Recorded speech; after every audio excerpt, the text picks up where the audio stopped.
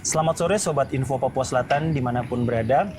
Saat ini kami kembali lagi dengan acara podcast Info Papua Selatan. Hadir bersama kami di sini Asosiasi Perempuan Asli Papua Selatan. Kira-kira siapa saja mereka, Jess? Iya, nah di samping kami berdua sudah ada kakak-kakak cantik nih. Mungkin dari yang pertama ada kakak Veronica. Selamat sore kak. Kakak Victoria. Kakak Victoria, iya. Selanjutnya ada kakak Katarina Yas dari MRP Papua Selatan dan dari Pokja Perempuan. Selanjutnya ada kakak Natalia Pascalina Teraka. Selamat sore. Selanjutnya ada kakak Natalia Kalo. Selamat sore kak. Dan juga ada kakak Alfonsa Tuknip. Selamat sore kak.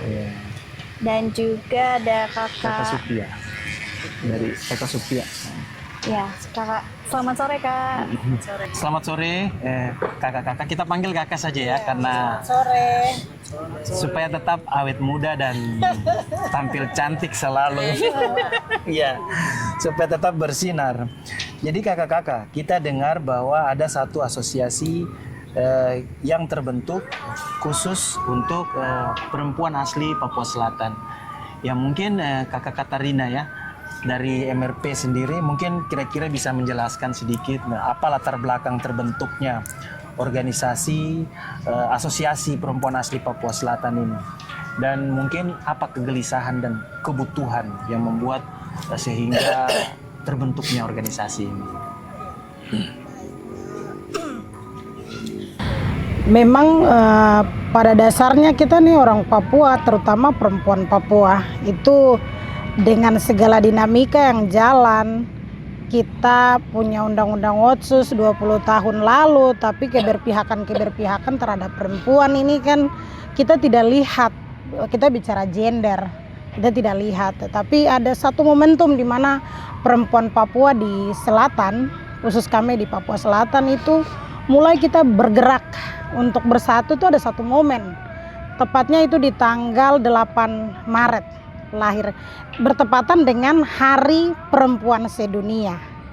Pada saat itu kami bersepakat, ada beberapa orang yang datang lahir dari ketidakpuasan, kemudian banyak aktivitas atau organisasi-organisasi pemerintah yang didanai, itu banyak ruang-ruang perempuan Papua ini tidak dapat di situ.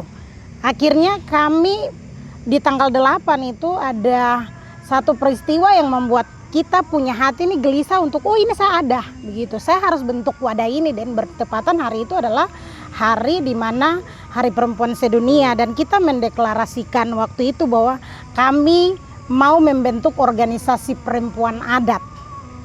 Dan itu dihadiri oleh perempuan Awiu, perempuan Muyu, perempuan Malin Iwak Imbuti. Waktu itu yang hadir, kemudian perempuan Asmat. Kita hadir untuk membentuk, di mana ada semua dokumentasinya. Kita hadir untuk membuat gerakan ini timbul. Lalu selaku kami MRP izin bahwa kami pepimpinan waktu itu almarhum Ibu Yohana mengambil itikat baik dari para perempuan ini untuk mengumpulkan. Jadi kita mulai terkumpul dari tanggal 8, lalu ada diskusi-diskusi kecil, datang saudara-saudara pemuda, sesepuh, termasuk ada kakak Victoria sendiri. Waktu itu kita duduk, kita diskusi sampai kurun waktu dengan tanggal 14. Lalu inisiatif inilah yang diambil sikap dan tindakan oleh wakil satu MRP Ibu almarhum Yohana Gepse, memberikan perintah untuk diundang seluruh perempuan Papua yang ada di Papua Selatan. Jadi kita yang 8 suku juga yang ada di Papua Selatan maupun mereka yang dari 6 wilayah adat, Lapago, Mepago, Saireri, Tabi. Dan waktu itu kita kumpul semua, ada kakak Natalia, semua perempuan yang hari ini hadir itu diundang untuk kita rapat tanggal 14 Maret di ruang rapat MRP. Ruang sidang. Iya, kami rapat di situ, kemudian akhirnya semua pandangan perempuan bahwa iya kita sepakat untuk membuat satu organisasi. Jadi pada saat itu kesimpulan kami bentuk formator. Jadi formator itu terdiri dari 4 orang yang mewakili kabupaten untuk mempersiapkan kepanitiaan. Nanti mungkin selanjutnya bisa dijelaskan sama Ibu Natalia Taraka. Waktu itu dipilih sebagai ketua formatur, anggotanya Ibu Yuliata dari MAPI, Bovendigul Maria Kanden, lalu Asmat Natalia Manampimbir. Mungkin seperti itu. Jadi kesimpulan mungkin nanti dilanjutkan oleh. Jadi Kakak Natalia mungkin bisa jelaskan sedikit dari organisasi ini siapa-siapa saja yang tergabung? Apakah semua di dalamnya ibu-ibu yang atau tidak kakak-kakak yang ASN saja atau mungkin pejabat saja atau mungkin ada lintas sektor misalnya pelaku ekonomi dan lain sebagainya, mungkin bisa ditambahkan. Baik, setelah kelanjutan dari pertemuan kami bersama penggerak-penggerak perempuan yang coba waktu itu kami jangkau dan kami ajak untuk kita bersama-sama berpikir bagaimana kita semua menanggapi situasi yang terjadi hari ini. Dan pendampingan dari MRP Pokja Perempuan sudah memberikan kita kesempatan untuk kita harus membentuk diri, membentuk wadah itu. Akhirnya setelah kita berkoordinasi, ada keterwakilan dari perempuan Asmat, perempuan Awiu, lalu perempuan Malin sendiri, lalu perempuan Kombai Korowai, Wanggom, perempuan Yagai, Wiagar. Nah, setelah itu kita petah-petahkan. Kira-kira yang ada tergabung di Kabupaten Merauke ini adalah suku-suku apa saja.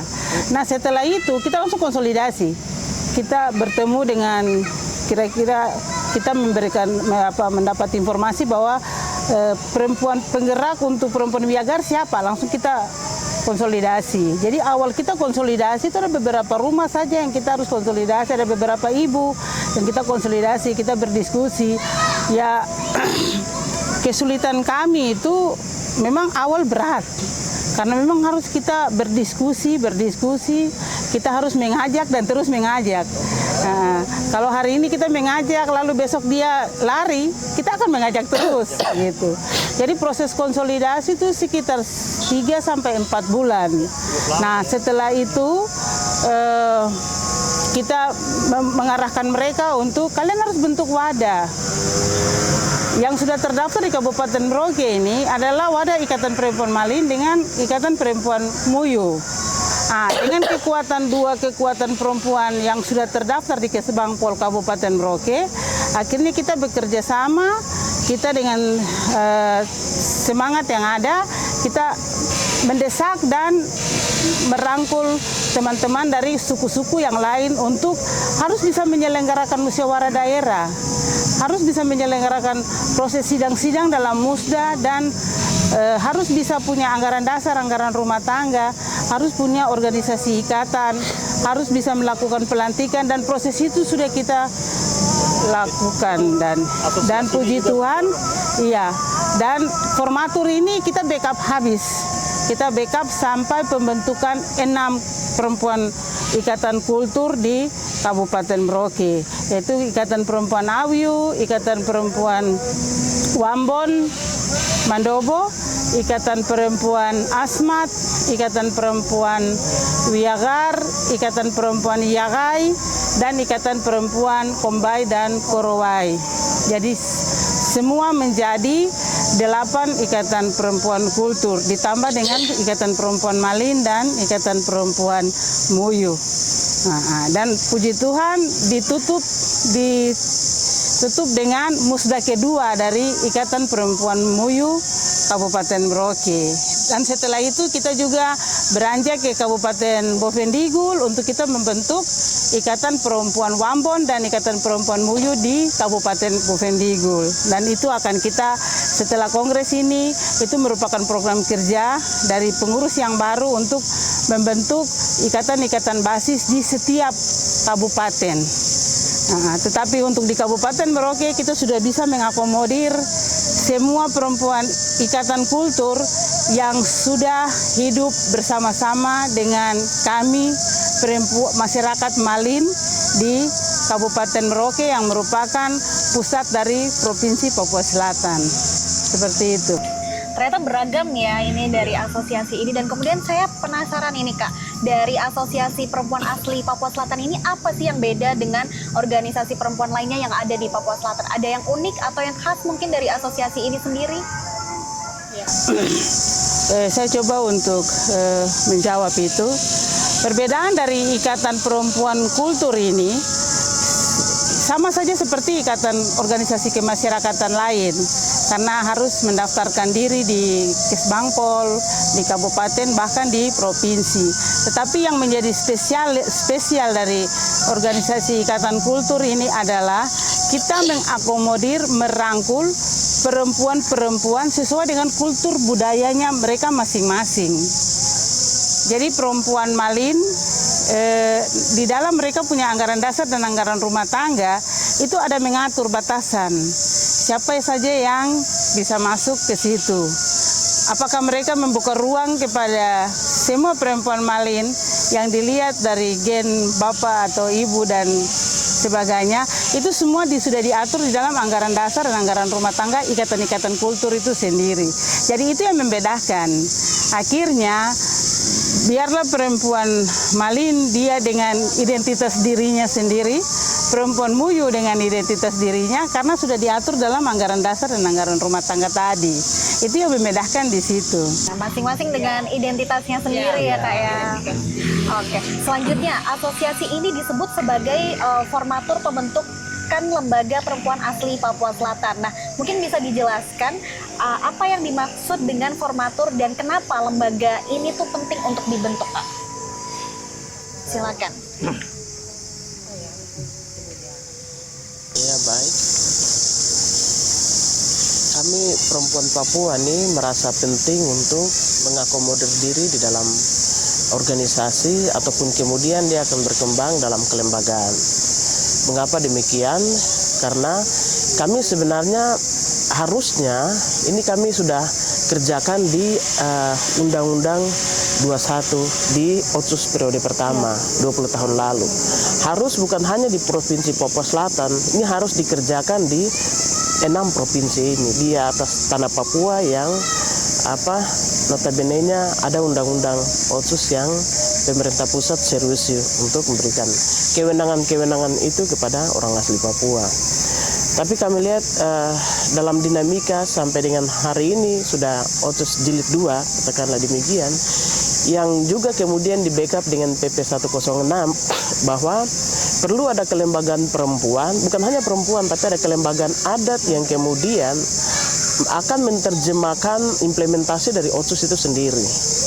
Jadi kami berpikir di DOB di provinsi baru ini kalaupun 20 tahun lalu kita tidak sempat buat karena di pemerintahan kita masih bersatu belum ada DOB.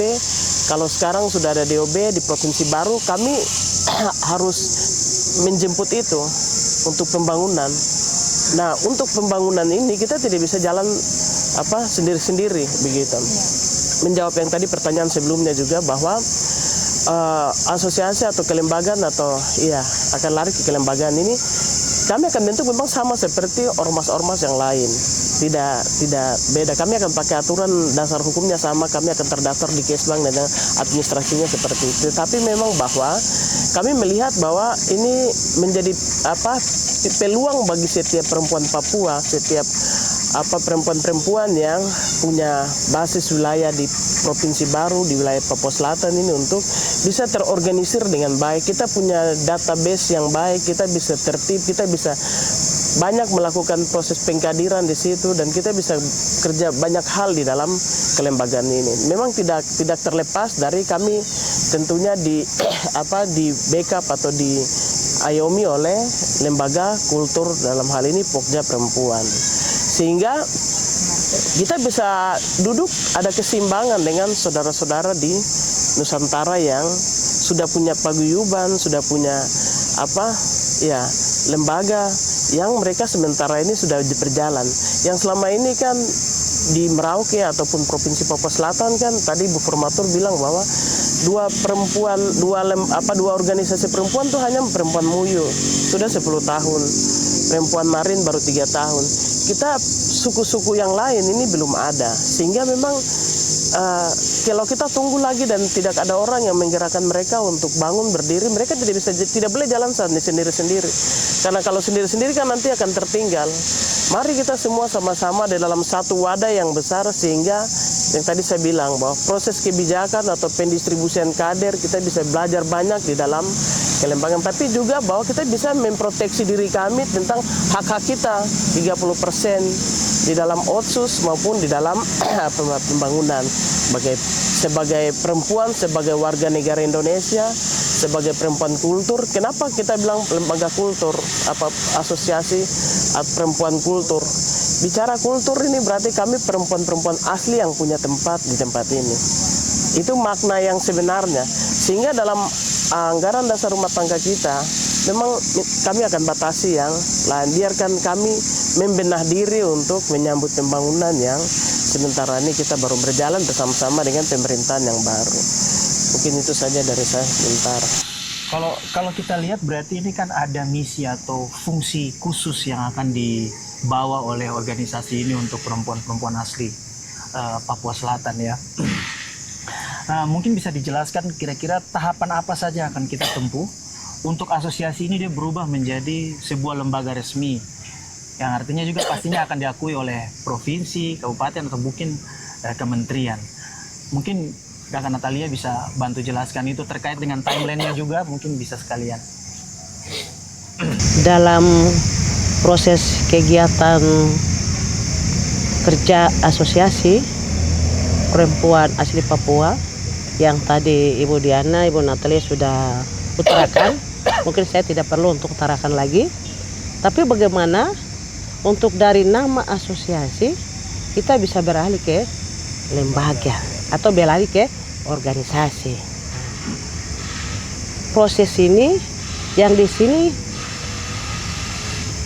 asosiasi dibentuklah badan formatur yang tadi Ibu Katarina, Ibu yang mulia sudah katakan, itu dasar hukum, itu dasarnya kami berpacu dari situ. Ya, dari situ. Dibentuklah formatur sebagai payung penanggung jawab pembentukan kelembagaan atau organisasi. Di dalam formatur bentuklah steering komite dan panitia. Nah, penanggung jawab dalam keseluruhan kegiatan adalah formatur. Karena kami mau bentuk lembaga ini perempuan kultur, di atas dari itu tidak ada. Cuma sebatas di tingkat provinsi. Karena kultur ini dia baru lahir, baru muncul gitu. Itu gagasan baru muncul. Nah, oleh sebab itu tahapan-tahapan yang kami sudah berjalan selama kurang lebih, kalau saya mau katakan 6 bulan, karena kita mau mengajak satu kelompok, satu komunitas suku, karakter itu berbeda. Suku Muyu karakternya berbeda dari suku Mendo atau suku Wambon. Dengan latar belakang pun berbeda, cara kehidupan pun berbeda, adat, budaya, istiadat pun berbeda. Tapi disitulah coba kami berremu, kita berkonsep, kita bersama-sama untuk berpacu, berjalan, bergandengan tangan. Nah, di sini yang saya mau katakan, ada 2 hal yang kami tidak bisa bersatu. Kenapa di sini Ibu katakan, kalau di adat dan budaya, antara suku dan suku tidak bisa kita bersatu. Karena itu identik dengan pribadi, adat dan budaya. Tapi di tempat lain atau di pilar lain, contoh di pemerintahan, ya, di politik, di organisasi, di pendidikan, di kursi legislatif dan seterusnya, kami tetap akan bersatu di situ. Itu tujuan utama. Tapi di salah satu pihak yang sangat sensitif, masalah adat dan budaya, kami tidak bisa bersatu. Karena latar belakang suku berbeda, budayanya berbeda, bahasa daerahnya pun dan karakter kehidupan pun berbeda. Tapi di segi lain kami bersatu. Nah, disitulah muncul. Akhirnya dibentuk tadi. Nah, di segi ini tetap kami bersatu. Kami akan bersatu menuju untuk ranah kongres. Persiapan untuk proses. Dalam tahapan-tahapan itu ada tahapan yang akan kita lalui. contoh ini, bukan si contoh ini, yang sudah dilaksanakan, yang selama berjalan waktu, yang sudah disampaikan oleh Ibu Natalia Taraka. Karena di sini kami tetap sapaan bahwa formatur, karena yang terpilihnya belum muncul, maka kami tetap katakan formatur. Ya. Proses-proses kami sudah lalui. Konsolidasi tingkat komunitas atau tingkat suku. Kalau tidak bisa, kami datangi. Masih belum bisa, kami datangi. Karena latar belakang berbeda, untuk kita satukan ini sangat susah. Tapi bagi saya, puji Tuhan, dari hasil konsolidasi kami 8 suku bisa bersatu. Dan menuju yang tahap berikutnya adalah kongres tingkat 1 provinsi. Ya, itu yang mungkin Ibu bisa tambahkan. Terus satu lagi, ini saya sambung lanjut dari Ibu Diana sampaikan. Dasar hukum kita jelas untuk membuat perempuan kultur atau lembaga kultur ini sangat jelas di dalam undang-undang otonomi khusus, karena negara memberikan undang-undang atau memberikan kepercayaan, memberikan kewenangan khusus kepada Provinsi Papua. Di dalamnya mengikat tentang 30% representatif. 30% representatif di sana bukan hak organisasi atau duduk di ASN, tidak. Di sana ada uang atau ada anggaran yang diberikan. Ya, anggaran yang diberikan untuk kebutuhan perempuan tadi 30% representatif melekati Dinas Pemberdayaan Perempuan yang selalu kita katakan dana afirmasi. Nah, berjalan waktu 20 tahun berlalu, perempuan Papua tidak pernah menggunakan uang ini. Jadi ini ada tanda sumber kutip. dananya, ada dananya, tapi Siap. belum pernah terrealisasi sama sekali. Ada dananya, tidak pernah lihat realisasi karena belum ada wadah. Oh. Oleh sebab itu, masuk di otonomi khusus Jilid 2, lanjut lagi pemekaran DOB, Undang-Undang 14 2022 tentang pemekaran DOB Papua Selatan. Nah, disinilah muncullah ide yang seperti tadi ada Ibu yang mulia katakan. Kami tidak bisa duduk diam-diam. Tidak bisa. Sekarang mungkin sudah waktu. Negara memberikan undang-undang dan negara memberikan uang. Negara memberikan peluang. Bagaimana cara kita perempuan asli bersatu mengayumi untuk membentuk salah satu kelembagaan dan bisa menggunakan anggaran yang negara berikan, itu salah satu syarat hukum dalam pelaporan keuangan. Seperti itu. Itu yang sekarang kami genjot dan kami berjalan bersama. Nanti tahapan proses dari asosiasi menjadi lembaga mungkin bisa saya serahkan ke Ibu Sekretaris Steering bisa menjelaskan. Ya. Kongres penamaannya juga dalam kongres. Dan penamaan juga dalam kongres. Dari asosiasi dia pindah menjadi lembaga. Ibu terkait dengan penamaan dulu ya, penamaan asosiasi atau lembaga ini di dalam kongres yang akan kita laksanakan selama 3 hari itu, di sanalah kita akan memutuskan apakah kita memakai nama asosiasi, organisasi, ikatan, atau forum, atau lembaga. Ini kita bawa dalam forum kongres itu. Sehingga kita, panitia, formatur, steering, kita tidak bisa memutuskan yang mana yang kita mau pakai. Tetapi di dalam forum kongres itu yang dihadiri oleh seluruh peserta kongres, kita coba menawarkan ini penamaan organisasi yang mau kita bentuk ini, apakah memakai asosiasi, lembaga, dengan ketika kita mau pakai asosiasi, alasannya apa? Kita mau pakai ikatan, alasannya apa? Ini akan kita putuskan di sana.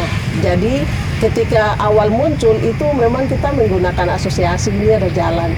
Tetapi nanti ketika kongres, baru kita akan mendapatkan sebuah nama yang kita akan pakai dalam membentuk organisasi itu sendiri. Nah, itu yang pertama. Yang kedua terkait dengan pemberdayaan, saya coba melihat dari sisi kapasitas saya di pemberdayaan perempuan. Sebenarnya pemerintah dia memberikan otonomi khusus itu, dia sudah menjelaskan secara detail di dalam. Tetapi ketika kita yang kita kurang memaknai. Jadi ketika undang-undang Otsus dikasih, turunlah peraturan pemerintah, itu dia sudah menjelaskan. Di peraturan pemerintah 106 itu sudah sangat jelas bagaimana meningkatkan kualitas hidup perempuan. Ada sekitar 4 item, misalnya pemberdayaan dan perlindungan, pengaruh utamaan gender, memfasilitasi kelembagaan organisasi kemasyarakatan perempuan. Yang satu poin ini yang memang tidak diterjemahkan secara baik. Jadi tadi Ibu Natalia bilang pemerintah sudah menyediakan anggaran, itu yang ini sudah, tapi kita tidak menerjemahkan bagaimana memfasilitasi yang itu dari sumber dana Otsus tadi. Harus ada Jadi wadah dengan untuk bisa perjalanan menggunakan panjang wadah yang tadi Penggunanya sudah siapa dijelaskan, secara kelembagaan? inilah Penggunanya muncul siapa secara kelembagaan? ya, bahwa memang harus ada sebuah wadah yang bisa menghidupkan semua perempuan kultur. Jadi kami di Papua Selatan, kami melihat bahwa perempuan asli yang ada hidup di atas tanah ini itu yang disebut perempuan kultur. Kita tidak bisa masukkan di situ ada dari Biak, Serui, Sorong, itu tidak bisa. Tapi kita coba hak melihat keuangannya kita yang sudah hidup di atas tanah dibatasi ini. masing-masing. Itu yang coba kita bawa dan dalam satu wadah nanti. Jadi memang pemerintah ini sudah menyediakan uang tadi itu dalam bentuk yang dia sudah turunkan dalam bentuk aturan. 2%. Dan ini sudah sangat lama dan kita baru mungkin dengan tadi gejolak tadi akhirnya kita baru mulai bagaimana ini kita harus satu untuk ada dalam satu wadah. Dan memang kita sangat terlambat ketika Otsus itu hadir dan kita masih jalan sendiri-sendiri. Tapi dengan tadi disampaikan bahwa ketika datang untuk mengajak itu butuh kesabaran untuk bisa bagaimana mengajak perempuan-perempuan kultur yang tadi ini untuk bersama-sama dalam satu wadah itu. Jadi memang pemerintah itu dia sudah berpikir, sudah menerapkan aturan, sudah menyediakan anggaran. Tapi ini bagaimana kita sekarang mau bersatu dan coba bersama-sama membentuk wadah yang ada ini, tapi juga menjadi mitra dengan pemerintah untuk berjalan bersama. Mungkin seperti itu.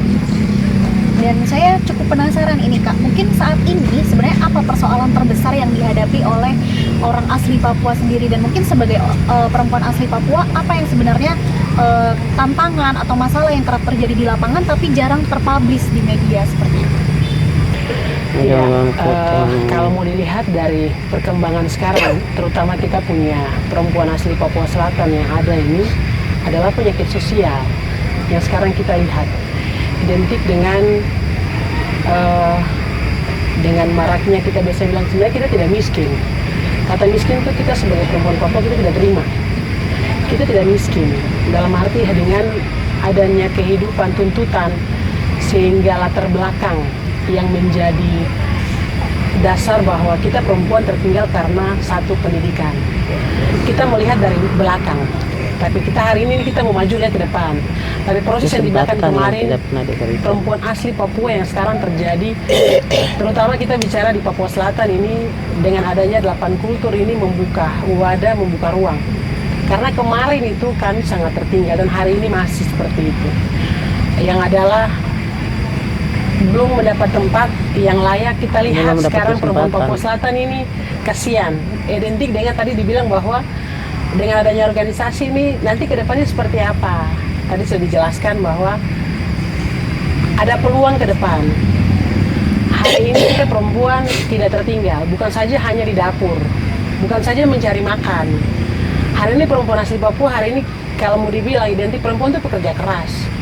Perempuan Papua Selatan ini orang yang bekerja keras mencari makan, terutama dalam keluarga. Dengan ketertinggalan ini karena latar belakang pendidikan dan sebagainya, mau merubah itu. Bahwa kita tidak lagi hanya kerja seperti itu tinggal dalam rumah, tapi ada gebrakan lain yang kita bisa nanti tadinya bisa bermitra dengan, dalam arti dalam organisasi ini ada buka peluang untuk bermitra dengan pemerintah dan sebagainya dalam program-program yang dilaksanakan ketika dalam program ini jelas ke depan. Seperti itu. Artinya itu menjadi langkah-langkah. Ya, langkah-langkah untuk ke depan. Ya. Jadi akhirnya perempuan kultur yang ada ini mereka sangat senang. Terutama kita lihat identik dengan perempuan yang dalam rumah tangga ini. Yang tadinya kita bilang Mama Asma contoh.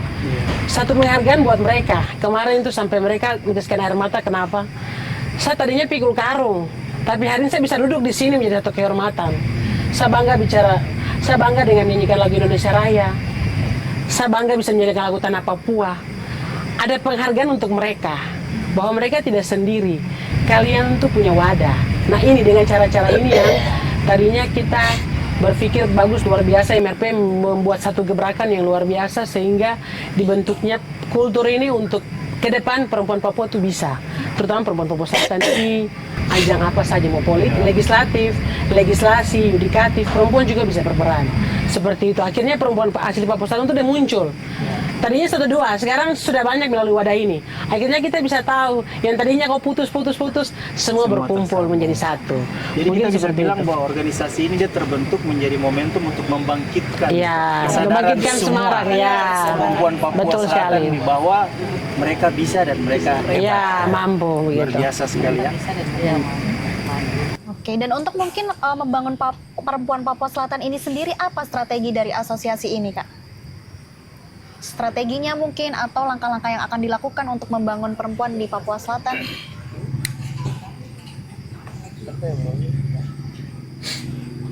Mungkin saya berterima kasih pertama tuh buat Tuhan ya, mengumpulkan dengan berbagai karakter, 8 karakter orang di Papua Selatan ini, yang tadi Ibu Natalia sampaikan bahwa tidak semudah membalikan mudah, ya. telapak tangan, tapi dengan kerja keras dari panitia. Terima kasih untuk Kakak Alfonsa sebagai ketua panitia, ketua steering. Langkah-langkah yang harus kita ambil ketika terbentuk asosiasi ataupun nama apapun yang akan diputuskan dalam kongres, ini adalah satu mimpi besar perempuan di Papua Selatan. Untuk arah organisasi ini adalah kembali menjaga basis perempuan kultur secara psikologi budaya, bahwa saya ini perempuan Nawiu, saya mau masuk di basisnya perempuan Muyu, itu ada jarak, tapi dengan organisasi ini sekarang tidak ada sekat. Tidak ada sekat. Jadi organisasi ini dia menyatukan semua perempuan kultur yang tadinya orang ya kayak jadi jalan sendiri, sudah orang malin, jadi ini kan tempat di asosiasi ini sudah tidak ada. Jadi itu strategi kami bagaimana mengumpulkan 8 karakter perempuan ini menyatu dalam sebuah lembaga ataupun nama apapun nanti dibuat, disepakati bersama dalam ruang ini, supaya kembali menjadi dirinya masing-masing dan dia bisa menjadi ujung tombak dari pelaksanaan pembangunan otsus bagi keluarga. Jadi perempuan itu kita bicara kembali keluarga dia di perempuan Nawiu, Malin, Yagai, Muyu, Wangbon, Wiagar, dan Kombai Korowai. Itulah strategi di mana kita langkah-langkah jitu yang harus kita jemput bola. Amanat Undang-Undang Otsus memberikan peluang kedua, bagaimana perempuan bisa dihitung dengan peluang ini disambut baik oleh pemerintah provinsi dan pemerintah Kabupaten Merauke, sehingga kemudian akan diakomodir oleh Kabupaten Merauke. Itu tugasnya sudah selesai dengan melantik komunitas ikatan tadi berbasis kultur, lalu diserahkan ke tanggung jawab pemerintah provinsi untuk disahkan. Jadi memang strategi kita untuk melangkah ini dalam kelembagaan supaya masuk dalam koridor tadi. Kita bisa menjemput sesuai amanat Undang-Undang Otsus yang kemudian diterjemahkan oleh kewenangan MRP di PP 54, perubahan PP 64 itu lalu ditindaklanjuti di 106, sehingga kita bisa mendapatkan itu, baru kita bicara strategi bagaimana kerja program selanjutnya organisasi ini. Jadi artinya untuk program ke depan nanti kita akan bahas lagi lebih dalam setelah kongres. Nanti kita akan pantau terus bagaimana perkembangan Pasti akan organisasi. ada rapat kerja. Iya, rencana konkret satu yang mungkin setelah harus kita lakukan pada saat selesai kita selenggarakan kongres besar ini adalah kita harus mendaftarkan organisasi-organisasi ikatan yang adalah 6 organisasi ikatan kultur yang sudah dibentuk di Kesbangpol, Kesatuan Politik Kabupaten Merauke, lalu ke Kesbangpol Provinsi, agar mereka memiliki kartu keanggotaan sebagai organisasi kemasyarakatan di Kabupaten Merauke. Nah, setelah itu mereka harus menyelenggarakan rapat kerja di mana mereka bisa menyusun program-program kerja yang mereka bisa lakukan. Nah, persoalan-persoalan hidup tentang perempuan masing-masing kultur ini berbeda-beda. Sehingga di dalam rapat kerja kita harus berpikir bagaimana mengatasi masalah itu dengan program-program konkret yang kita bisa ambil dan menjadikan pemerintah daerah sebagai mitra dengan pihak-pihak LSM supaya bisa mengatasi masalah-masalah yang ada. Saya pikir untuk setiap ikatan itu berbeda-beda. Seperti yang tadi Mbak sampaikan bahwa masalah-masalah apa, sebenarnya masalah terlalu banyak. Kompleks ya? Iya, kompleks. Masalah pendidikan, perempuan itu belum terakomodir. Masalah kesehatan, perempuan itu masih ada yang tidak menggunakan fasilitas kesehatan. Lalu masalah-masalah ekonomi terkait dengan pemberdayaan UMKM. Seperti kami di Kabupaten Merauke sini, dengan adanya proyek strategis nasional, kita ini perempuan sudah tidak punya akses untuk tempat masak di dapur. Kemungkinan api di tungku-tungku itu tidak menyala. Itu merupakan masalah. Hari ini perempuan sudah tidak bisa mengelola hasil alam untuk bisa kasih makan anggota keluarga. Masalah anak-anak putus sekolah, masalah anak-anak Aibon, itu anak-anak kita, itu anak Papua. Masalah-masalah ini masalah-masalah yang kompleks yang harus kita sebagai organisasi kultur, kita bisa melihat itu masalah-masalah itu. Sehingga pemerintah boleh melalui organisasi kultur ini sebagai perpanjangan tangan untuk bisa membantu menyelesaikan masalah-masalah hidup. Kita tidak usah terlalu berpikir terlalu yang program-program kerja yang terlalu hebat-hebat dan yang penting hari ini kita sebagai perempuan Papua mau memberdayakan sesama kaum perempuan kita. Mulai dari perempuan Papua kita sendiri. Kita mulai berada di dalam event-event kegiatan daerah. Kita bukan hanya menjadi objek saja dalam pembangunan ini, kita harus bisa menjadi subjek pelaku di dalam pembangunan ini. Provinsi Papua Selatan ini kan sebenarnya memberikan kita ruang yang sangat besar. Nah, kita harus bisa melihat peluang-peluang itu, sehingga perempuan dia harus membentuk wadah, sehingga pemerintah untuk menyentuh dan merangkul itu sudah ada wadah yang terorganisir dengan baik di kabupaten bahkan di provinsi. Karena komunitas-komunitas basis ini harus dibentuk oleh ikatan-ikatan kultur itu, sehingga semua perempuan yang ada di pesisiran pantai, yang ada di kampung-kampung, yang ada di Bebak, yang ada di Tengah Rawa, semua terakomodir di situ melalui organisasi basis komunitas kultur. Nanti kemudian ikatan ini akan membentuk basis-basis. Petah-petahkan, dia harus petahkan. Seperti perempuan Malin, dia pakai pendekatan pemetaan wilayah adat. Jadi tanah Malin ini semua kampung-kampung itu tercover semua. Perempuan Muyu pakai pendekatan klan. Perempuan Ayu kita pakai pendekatan apa? Sehingga perempuan ini semua terakomodir, terangkul. Dari yang provinsi, kabupaten, bahkan sampai di kampung-kampung. Sehingga komunitas basis semuanya aktif. Aktif dalam masyarakat dari tingkat kampung. Sehingga kita memiliki kekuatan data. Berapa jumlah perempuan sesuai dengan usia produktif, usia lansia, usia kita punya database, dan itu yang punya database itu adalah organisasi kultur ikatan itu. Seperti itu. Siap. Terima kasih Kakak Nandania. Mungkin Ketua Panitia Kakak Alfonsia mungkin bisa menambahkan lagi toh.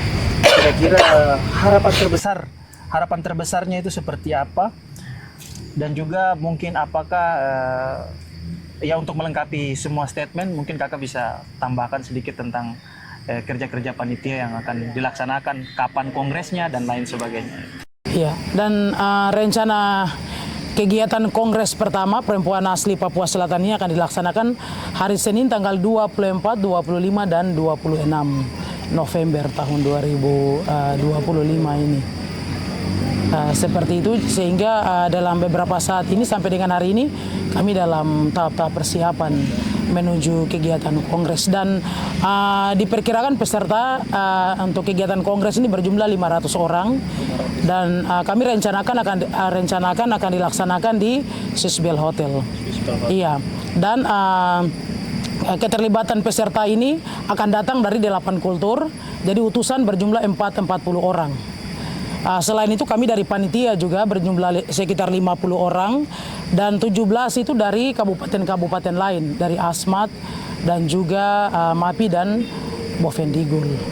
Dukungan pemerintah provinsi atau kabupaten sendiri bagaimana terhadap kegiatan? Sangat luar biasa, kami mendapat dukungan dari Pemberdayaan Perempuan Provinsi Papua Selatan dan juga dari Bapak Gubernur juga mendukung kami dalam hal pendanaan.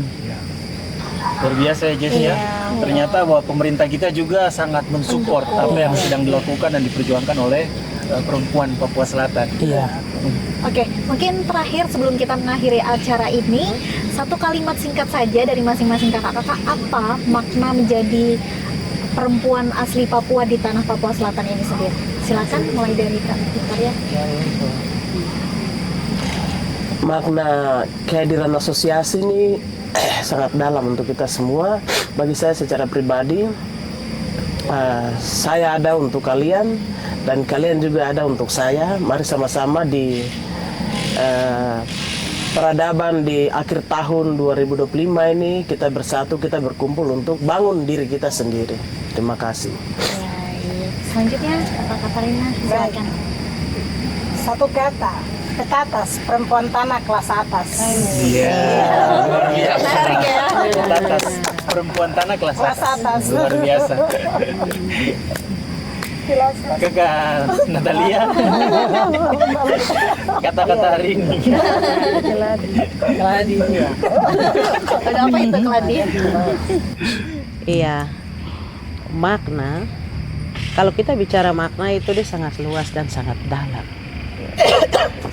Untuk pribadi perempuan kultur itu sendiri, ya, karena pribadi perempuan kultur itu dia datang dari budaya dan adat yang sudah diciptakan oleh Tuhan Allah di atas tanah ini, dan itu sah dan mutlak. Oleh sebab itu, makna perempuan asli Papua Selatan untuk melaksanakan kegiatan kongres, satu, tidak banyak, harus bersatu, ya, harus konsisten, harus berani dan bertanggung jawab dan berbuat dirimu sendiri di atas negeri ini. Dan satu kata lagi, saya mau sampaikan begini, ini pepatah. Kalau bukan perempuan tidak ada dunia. Kalau bukan perempuan tidak ada negara. Kalau bukan perempuan tidak ada pejabat. Dan kalau tidak ada perempuan maka tidak ada generasi bangsa. Wow. Sangat dalam sekali ya. Iya, baik, kalau menurut saya makna perempuan itu, terutama perempuan asli Papua Selatan, melalui kegiatan kongres yang akan kita laksanakan pertama kali di Provinsi Papua Selatan ini, bagaimana perempuan-perempuan yang berasal dari 8 kultur ini harus bersatu, bergandengan tangan, dan kita harus berjalan untuk membangun tanah tercinta kita, yaitu Provinsi Papua Selatan. Saya sebagai ketua tim formatur menyampaikan satu kata untuk kita semua, untuk semua perempuan asli Papua Selatan, bahwa kita bukan dijadikan di tempat ini, tetapi sesungguhnya kita diciptakan oleh Tuhan Allah di negeri ini. Terima kasih.